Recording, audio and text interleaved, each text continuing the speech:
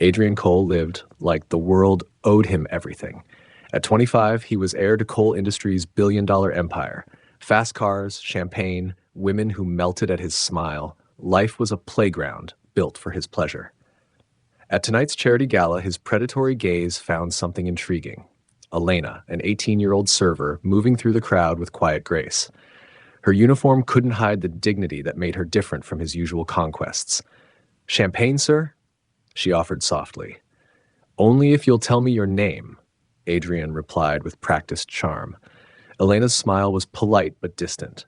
"I'm just here to work, sir." She walked away, leaving Adrian genuinely curious, a rare feeling for someone who'd never been denied anything. Later, expensive headlights cut through the darkness outside the flower shop where Elena worked her second job. Adrian emerged with Dom Perignon, confidence intact. "Thought you might be thirsty after a long day." Something in his eyes made Elena hesitate. That night changed everything. In his penthouse, Adrian discovered fire beneath Elena's quiet exterior. She had no idea that giving her body to him would be the biggest mistake of her life. Elena woke to empty sheets and silence. No note, no goodbye, just expensive cologne and bitter abandonment. She'd been used and dumped. She immediately regretted her decisions, but the consequences were not done with her just yet. 3 weeks later, she stared at a positive pregnancy test, hands trembling. She found Adrian at Lumiere Restaurant, entertaining clients. "Adrian, we need to talk." He looked up, shocked to see her. "What do you want?" "I'm pregnant, Adrian. You're the only man I've ever been with." He slid a check across the white tablecloth, more money than she'd ever seen, but worthless against her heartbreak. "I don't do commitments, sweetheart," he said loud enough for neighboring tables to hear. "Take the money and disappear." Elena left the check untouched, her dignity intact. But Adrian's laughter followed her into headlines that burned across social media. "Gold-digging orphan tries to trap billionaire heir." His PR team crafted the narrative perfectly. She was the predator, he the victim. Mrs. Patterson, the orphanage director, summoned Elena with reluctant eyes. "The board is concerned about our reputation. The donors are asking questions." Elena packed her belongings in silence. The home that had sheltered her for 18 years, suddenly feeling like a prison. That night, she made a bed from flower shop blankets in the storage room. The city glittered beyond the window, mocking her with its distance. She placed her hand on her stomach and whispered, "I'll give you everything they said I wasn't worth." 6 months later, as if karma had decided it was time, FBI agents swarmed coal industries. Adrian watched his father led away in handcuffs, their empire crumbling under fraud charges. Overnight, the golden boy became a pariah. Assets frozen, friends vanishing like morning mist. Adrian stood in his emptied penthouse, surrounded by boxes of seized luxury. The same tabloids that destroyed Elena now feasted on his fall. Billionaire prince falls from grace to grass. For the first time, Adrian understood what it meant to have nothing. Meanwhile, 2 years had transformed Elena completely. Bloom and Blossom occupied prime real estate, its elegant storefront drawing clients for Elena's artistic vision. At 20, she commanded respect and inspired loyalty. Little Mia toddled between displays, her laughter filling spaces once echoing with tears. The child had Adrian's features, but Elena's gentle spirit. "Mama, pretty!" Mia exclaimed, reaching for white orchids. "Yes, baby, very pretty," Elena agreed, lifting her daughter. Her silent investor was Victor Reeds, a rival billionaire who'd recognized Elena's potential when the world saw only scandal. One day, the shop bell chimed as a shadow of a man entered. Adrian's once perfect confidence was replaced by desperate humility. He didn't recognize the elegant space as Elena's kingdom. "I heard you might have work available," he told the assistant. Elena emerged from the back room, transformed into a woman who wielded success like armor. Time stopped. Recognition flickered across Adrian's features, followed by regret and awe. "Last time we met," Elena said, silk over steel, "you told me to disappear because I was trying to steal your billions. Looks like life took care of those billions for you." Adrian's words failed him. "Elena, Miss Adebayo," she corrected when he tried to speak. "If you're here for work, we might have janitorial positions available." The dismissal was elegant and devastating. That evening, 3 men in expensive suits filled Adrian's cramped apartment doorway. Behind them stood Soon, one of his father's dangerous associates. "Adrian Cole, Your father owed us considerable money. Sohn's accent made his name sound like a threat. $47 million with interest. I don't have that kind of money anymore. We know. We just don't care.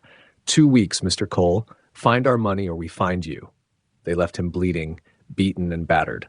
The next morning, Adrian returned to Elena's shop, swallowing pride that tasted like ashes. I need the job. Elena studied him with calculating eyes.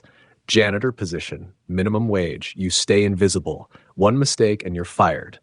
He nodded, grateful for mercy he didn't deserve. Weeks passed in honest work. Adrian mopped floors, cleaned windows, slowly rebuilding something lost inside him. Then he saw her, little Mia bursting through the door like sunshine, beautiful with the confidence of a completely loved child. Adrian froze. Her eyes, her smile, the stubborn chin, all mirror images of his childhood photos. Mama, Mia called, running to Elena, his daughter. She had kept the pregnancy he so wickedly dismissed. Adrian watched, transfixed, as his daughter babbled about preschool. The weight of what he'd lost settled like stone on his chest. He stepped forward, instinct driving him. Don't! Elena appeared beside him, protective stance unmistakable. She knows you as nothing but a stranger, and it's going to stay that way. Thursday night, rain painted the streets dangerous. Adrian was closing alone when the window exploded. Sohn's men poured through like violence incarnate, destroying Elena's sanctuary. Time's up, rich boy, one snarled. Elena arrived unknowingly in time for trouble, and one of the men grabbed her roughly. Adrian saw red. Don't you dare touch her. He'd never fought for anything, but as Elena's safety hung in balance, Adrian discovered strength he'd never known. The fight was brutal and brief. He took hits that rattled bones but kept moving until the thugs retreated. Elena knelt beside him in the wreckage. Why would you do this? Adrian looked up through swollen eyes. Because it was the right thing to do. Hospital fluorescence washed everything harsh white. Adrian's ribs were cracked, face bruised, but he felt genuinely alive. They'll be back, Adrian said quietly. This won't end until they get their money or I'm dead. Why did you really come back? Elena asked. I didn't know it was yours, but when I saw you, he paused. I realized I'd been wrong about everything. I didn't deserve you then. I probably still don't, but I'd do anything to protect you both now. Silence stretched between them. Finally, Elena spoke barely above a whisper. Mia is yours. But that doesn't give you rights, Adrian. You'll have to earn a place in her life. The gift of possibility felt larger than any fortune. Adrian threw himself into honest work. 3 jobs, every dollar toward Victor's debt. His old friends called with easy solutions, questionable deals that would solve everything overnight. Sorry, he told them, words getting easier. I don't do that anymore. Elena watched his transformation from distance, but sometimes approval flickered in her dark eyes. Slowly, respect began replacing resentment. Victor Reed's press conference was masterful public justice. Standing before cameras, Elena's silent guardian finally stepped into light with documents that rewrote history. 2 years ago, a young woman was systematically destroyed by a PR machine designed to protect the guilty. Evidence exposed the smear campaign, fabricated sources, paid testimonials, coordinated character assassination. Headlines blazed, Billionaire heirs victim vindicated. Elena Moreau scandal to success story. Justice served cold had its own satisfaction. Victor's job offer came with 6 figures and a clean slate, far from debts, far from redemption chances. It's a good offer, Elena said when Adrian told her. So why haven't you accepted? Adrian looked toward Mia's artwork decorating the walls. Because running away is what I used to do. Now I stay and fight. Elena searched his face for old selfishness, found only determination and hope. The debt collectors will find you. Maybe. But I'll face them as someone worth finding. For the first time in 2 years, Elena smiled at him with something that made his chest tight with possibilities. 6 months later, Bloom and Blossom's second location occupied prime financial district real estate. Elena moved through her expanding empire with quiet satisfaction.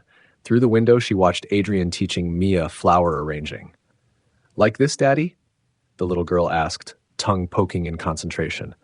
The words still surprised them. Children recognized genuine love, even in complicated packages. Perfect. Your mama would be proud. Elena approached them, success evident in every confident step. How are my florists doing? Mama, look. Mia held up her creation proudly. It's beautiful, baby. Elena accepted the treasure. Adrian watched these remarkable women who'd taught him what it meant to love something more than yourself. The debt was almost paid through honest work that left him exhausted and proud. Elena, he said quietly, producing a single white rose, not expensive, but chosen with care. I'm not asking for love today, just hope. She accepted the flower, fingers brushing his. Hope. I think I can manage that. Outside, the city hummed with endless energy. Inside, 3 people who'd learned gardens grow best in broken ground stood surrounded by sweet possibility. Some second chances aren't given. They're built day by day until redemption blooms where pride once grew. The end.